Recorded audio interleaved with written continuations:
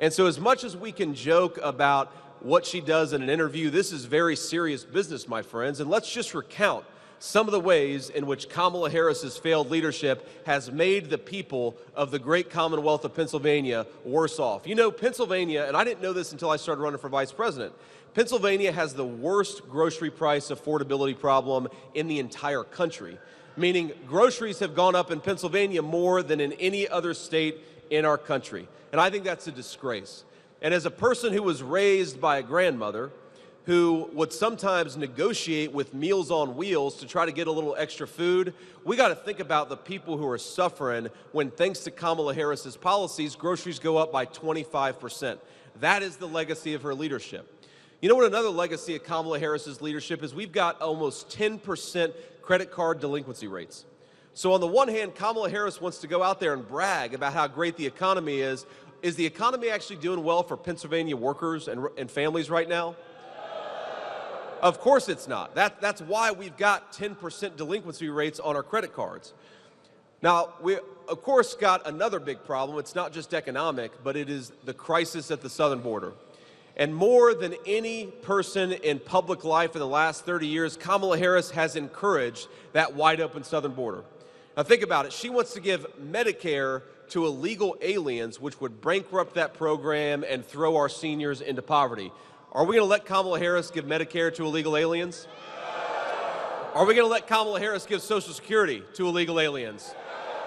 Here's our message. Here's President Trump and I's message to the millions upon millions of people that Kamala Harris has let into this country illegally. In 4 months, pack your bags because we're sending you back home.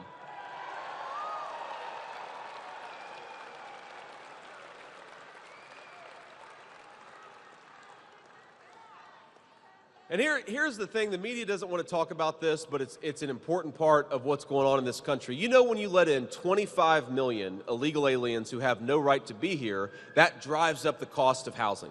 Because think about it. If you got millions upon millions of people who shouldn't be here, we got to house them somewhere. And we know that thanks to Kamala Harris, we got veterans sleeping in park benches and under bridges, but we're giving illegal aliens first-class hotel rooms. So here's the Donald Trump approach to American housing and the way that we're going to make the American dream more affordable for American citizens. The American dream of homeownership is American homes ought by rights go to American citizens, not to people who don't have the legal right to be here in the first place.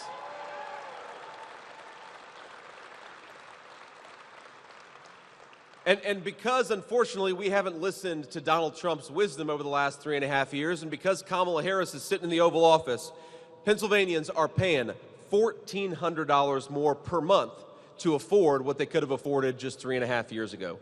That is an unbelievable record of failure from Kamala Harris. And you know, when I hear her at these rallies lying to the American people, because that's what she's doing, and I hear her talk about how she wants to make groceries more affordable or she wants to close the southern border that she opened, all I can think is that, Kamala, if you really believe those things, you are welcome to vote for Donald J. Trump for president, because he actually got it done and he's going to do it again.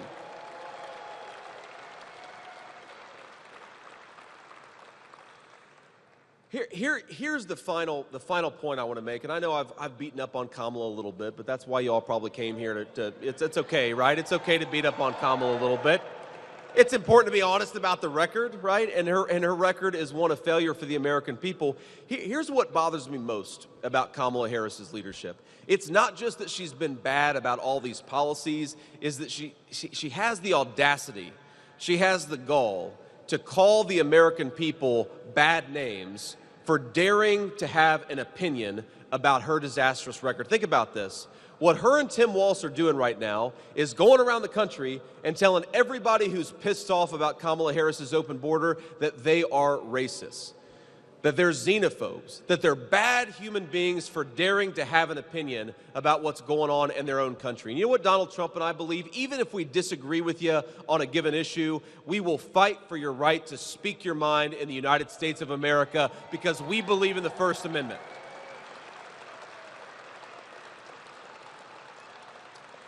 And you know, my message to Kamala Harris is the border is open because of you. Inflation is higher because of you. Americans can't afford groceries and housing because of you. Kamala Harris, if you want somebody to call a bad name, look in the damn mirror, stop attacking your own people, and start making the country better.